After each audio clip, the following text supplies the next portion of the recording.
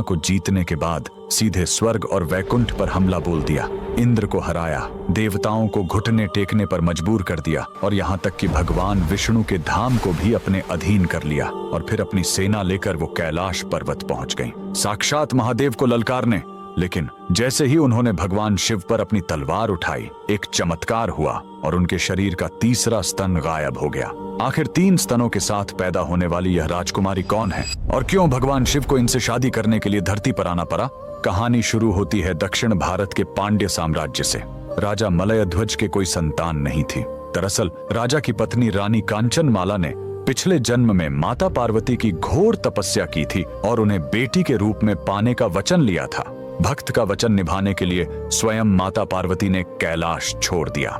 राजा ने एक विशाल यज्ञ किया और उसी पवित्र अग्नि से 3 साल की कन्या प्रकट हुई। वह देवी की तरह सुंदर थी, लेकिन उसे देखकर राजा रानी के होश उड़ गए, क्योंकि उस कन्या के शरीर पर 3 स्तन थे। राजा इसे अनर्थ मानने ही वाले थे, तभी आकाशवाणी हुई, हे राजन, डरो मत, ये साधारण बालिका नहीं है, ये साक्षात शक्ति है। इसे एक योद्धा की तरह पालो।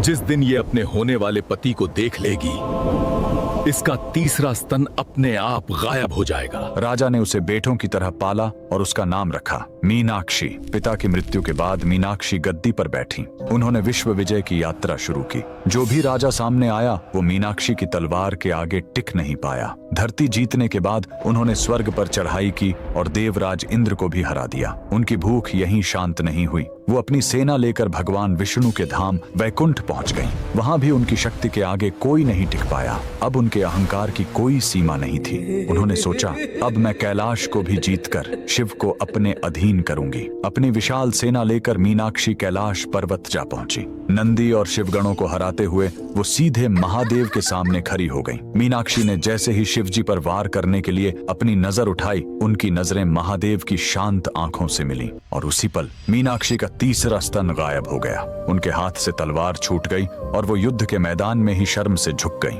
भविष्यवाणी सच हो चुकी थी। वो समझ गईं कि यह साधारण योगी नहीं, बल्कि उनके स्वामी हैं। महादेव ने मुस्कुराते हुए कहा, देवी, तुम्हारा जन्म ही मुझसे मिलन के लिए हुआ है। मैं जल्द ही मधुरै आऊंगा। इसके बाद धरती का सबसे भव्य विवाह हुआ। भगवान शिव सुंदरेश्वर बनकर मधुरै आए। स्वयं भगवान विष्णु, जो मीनाक्षी के भाई बनकर कन्यादान किया। आज भी मधुरै का मीनाक्षी अम्मन मंदिर उसी शक्ति का प्रतीक है। वहां आज भी पहले रानी मीनाक्षी की पूजा होती है और बाद में भगवान शिव की। नारी शक्ति के इस अद्भुत रूप के लिए कमेंट में लिखें, जय मां मीनाक्षी।